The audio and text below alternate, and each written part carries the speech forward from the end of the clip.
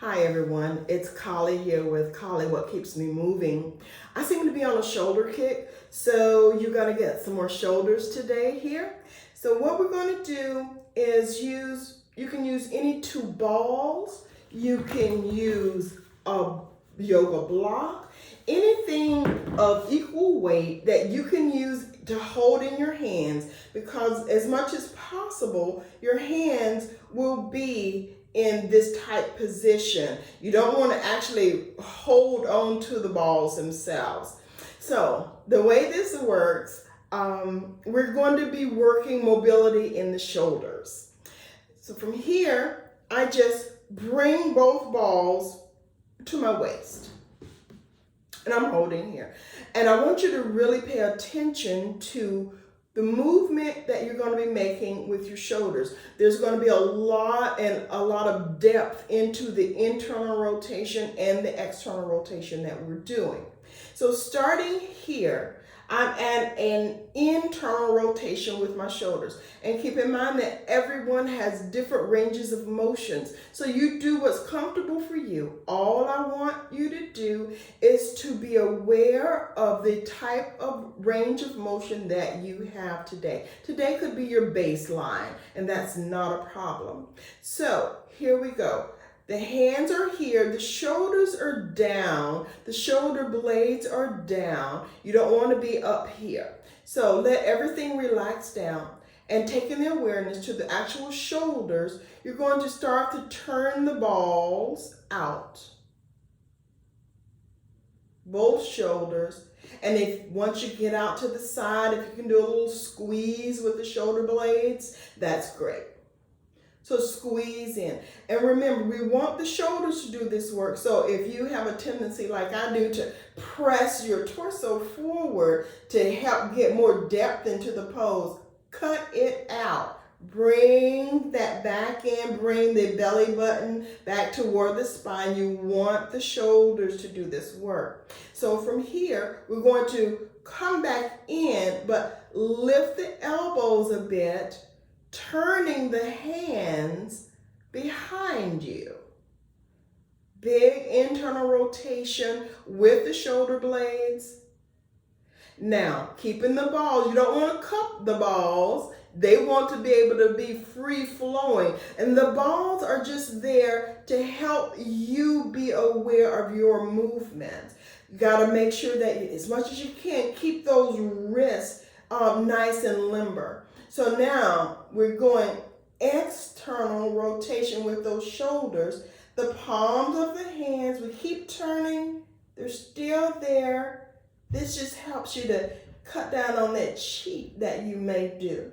So see, I've already got my chest sticking out. Bring it back in. And now bringing this back. Turning the hands back. The elbows toward the front.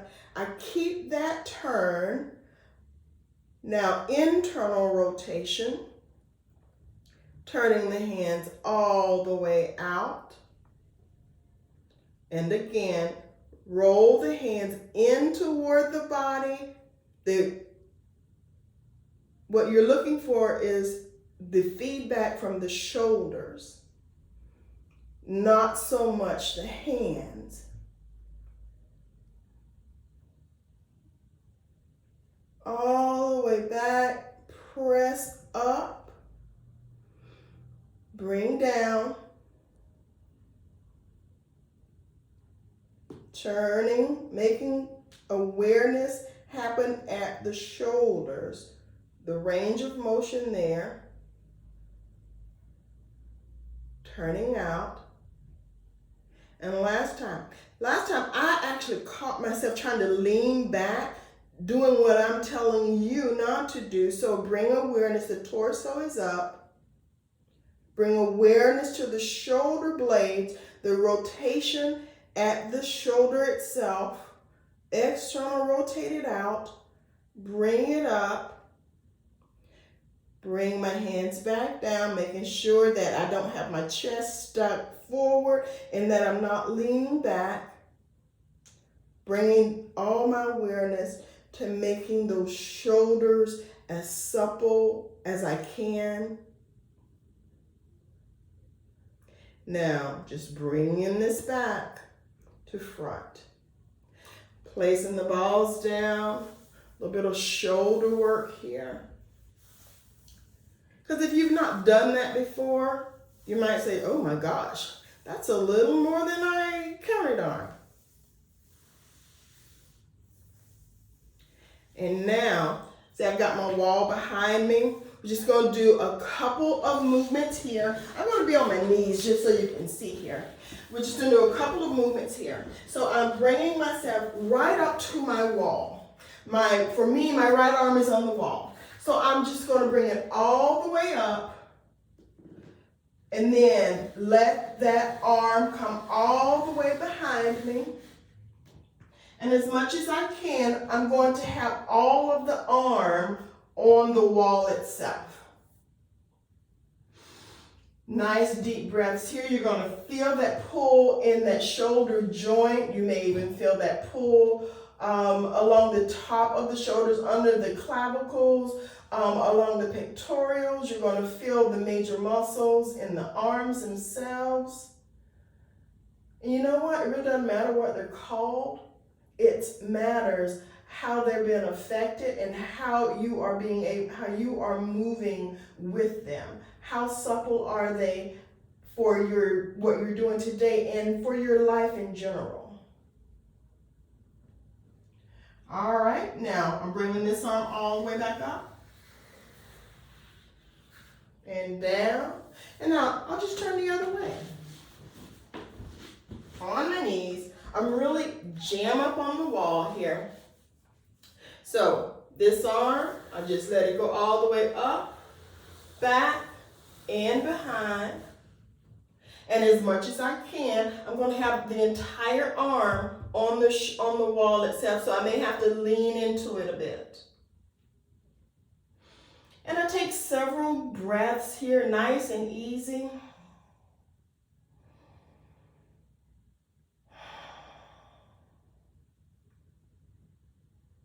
Now, depending on what type of tenseness that you feel in your shoulder, you may stay here longer, you might be shorter, really doesn't matter. But it's the consistency of doing things on a regular basis. So now I'm just bringing this back up, leaned off, forward. Now, if you would like, you can also do a stretch of the arms here by just coming into an L-type position. Now, you're going to see the back of me. Don't hold it against me. So I'm just coming back. And as you can see, both of my hands will be on the wall like so. And I will just do a big L stretch this way. So full on, I back away. I'm down and I press down. I'm pressing my hands into the wall.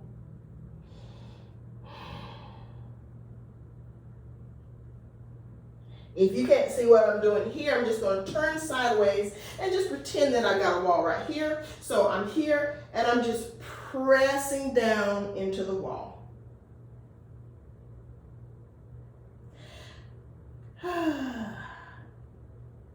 Now, if you got the actual wall itself that you can work with, you can actually press into the wall. You may even get more mobility in the shoulders, more flexibility, and you can go down a little further.